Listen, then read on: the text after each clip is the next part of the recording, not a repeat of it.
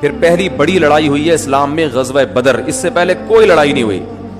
وہ لڑائی ایسے ہوئی ہے کہ چونکہ کوئی ایگریمنٹ تو تھا نہیں، مکہ ایک الگ ریاست، مدینہ ایک الگ ریاست. جب دو ملکوں میں کسی قسم کا کوئی ایگریمنٹ نہیں ہوتا تو پوری دنیا کا آج بھی یہ قانون ہے کہ دونوں کے لیے ایک دوسرے کا خون حلال ہوتا ہے. کہ بھئی تم اگر ادھر آئے تو ہم تم پہ، جیسے آپ آج اگر بغیر کسی ویزے اور پاسپورٹ کے کسی یورپ میں ہجرت کر کے چلے جائیں تو بارڈر پہ گولی مار دیتے ہیں نا. کیا ہو گیا؟ کوئی انڈین اگر بغیر پاسپورٹ ویزے کے پاکستانی بارڈر پہ پکڑا جائے تو آرمی کو حق ہے کہ گولی مار دے. یہاں کا بندہ وہاں جائے تو ان کو حق ہے نہ مارے. ایک الگ بات ہے، مارنی چاہیے نہیں چاہیے یہ الگ بات ہے، لیکن پوری دنیا میں ایک لا ہے کہ بغیر ایگریمنٹ کے اگر کوئی ادھر سے ادھر ادھر سے ادھر گیا تو ہم ذمہ دار نہیں ہیں. تو وہ اس وقت بھی ایسے تھا. تو مکہ والوں سے کوئی ایگریمنٹ نہیں تھا بلکہ باقاعدہ لڑائی تھی. تو ایک قافلہ آ رہا تھا شام کے راستے، سمندر کے راستے، مدینہ کے قریب سے گزرتے ہوئے اس نے جانا تھا مکہ. تو آپ صلی اللہ علیہ وسلم نے صحابہ کے ساتھ مل کے پروگرام بنایا کہ اس لشکر پہ شب خون مارتے ہیں اور یہاں سے جتنا بھی ان کا جو بھی تجارتی سامان ہے وہ ہم اپنے قبضے میں لے لیتے ہیں. کیونکہ ہماری جو معاشی بدحالی آئی ہے وہ کس کی وجہ سے آئی ہے؟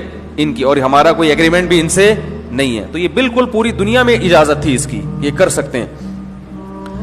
تو اب چونکہ بہت تھوڑے یعنی شبخون مارنا تھا، گوریلا وار تھی کہ بھائی ایک حملہ کریں گے اور جو آٹا دال بوری جو ملا اٹھا کے لے آئیں گے. تو اس کے لیے بڑی فوج کی ضرورت نہیں تھی.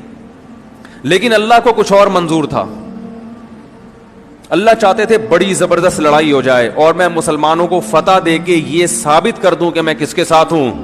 مسلمانوں. اس سے پتہ یہ چلا کہ ہم اسباب کے مکلف ہیں، ہم نے اسباب سے ہٹ کے کام نہیں کرنا. لیکن اللہ بعض دفعہ معجزے کے طور پر ایسا کرا دیتا ہے جس کی کوئی لاجک نہیں ہوتی. اب ہو کیا رہا ہے کہ ہم نبی کی زندگی میں جو معجزے وارد ہوئے ہیں نا، ان معجزوں کو دیکھ کر ہم یہ سمجھتے ہیں کہ ہمارے ساتھ بھی کیا ہوں گے؟ معجزے. لہذا ہم فیصلے کرتے ہیں گراؤنڈ ریئلٹی کو دیکھے بغیر اور کہتے ہیں چونکہ نبی 313 تھے اور وہ 1000 تھے تو ان کی مدد ہو گئی تھی بغیر ساز و سامان کے، تو ہماری بھی. یہ بہت بڑی غلطی ہے جو مسلمانوں میں آئی ہے. نبی کے اپنے جتنے فیصلے ہیں وہ تمام فیصلے گراؤنڈ ریئلٹی کو دیکھ کر ہیں، اور اللہ کے فیصلے کبھی گراؤنڈ ریئلٹی کے مطابق ہوتے ہیں، کبھی کیا ہوتے ہیں؟ ویسے ہی اللہ مدد کر دیتا ہے. تو جو اللہ کا کام ہے وہ اللہ پہ چھوڑ دیں، ہمارا جو کام ہے ہم اس کے ذمہ دار ہیں. یاری بات.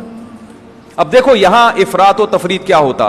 نبی صلی اللہ علیہ وسلم اگر اس قافلے پہ حملہ نہ کرتے تو یہ بھی غلط تھا، کیونکہ صحابہ کے پاس کھانے کے لیے کچھ بھی نہیں. تو بھائی اللہ نے موقع دیا ہے، تمہارا دشمن ترنے والا بن کے یہاں سے جا رہا ہے تو حملہ کرو نا. اگر اس موقع پر اللہ پہ اعتماد کرتے، توکل کرتے کہ اللہ ہے کھلانے والا، اللہ ہے پلانے والا، ہم صرف اخلاق سے پیش آئیں گے ان دشمنوں کے ساتھ، تو یہ بھی اسباب سے ہٹ کر کام ہوتا کہ نہیں ہوتا. اتنے اہم مضمون آپ کے سامنے بیان کر رہا ہوں نا کہ اگر آپ کو ان مضامین کی قدر و قیمت سمجھ میں آ جائے تو آپ پیسے دے کے مجھ سے یہ بیان کروائیں گے، پیسے دے کے کروائیں گے. اتنی اہم باتیں کر رہا ہوں، مجھے ان کی اہمیت کا اندازہ ہے، لیکن آپ کو اندازہ، آپ کے چہروں سے لگ رہا ہے کہ آپ کو اندازہ نہیں.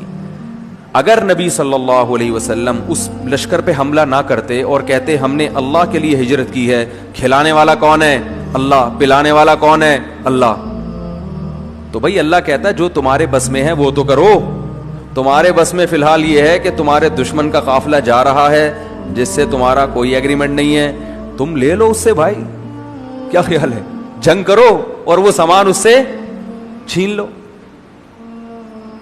کیونکہ 313 میں اس کی طاقت تو ہے کہ حملہ کر کے شبخون مار کے کچھ چیزیں اٹھا کے لے آئیں، لیکن اس کی طاقت نہیں ہے کہ 1000 کے لشکر سے لڑیں بغیر سازو سامان کے. لہذا اس کا نبی نے ارادہ نہیں کیا کہ خود ہم مکہ والوں پہ چڑھائی کریں. بھائی جس ملک سے کمزور ہونے کی وجہ سے اپنی جان بچا کر نکلے ہیں اس ملک پہ لشکر لے کے چڑھائی کر دیں، یہ عقل میں آنے والی بات ہے؟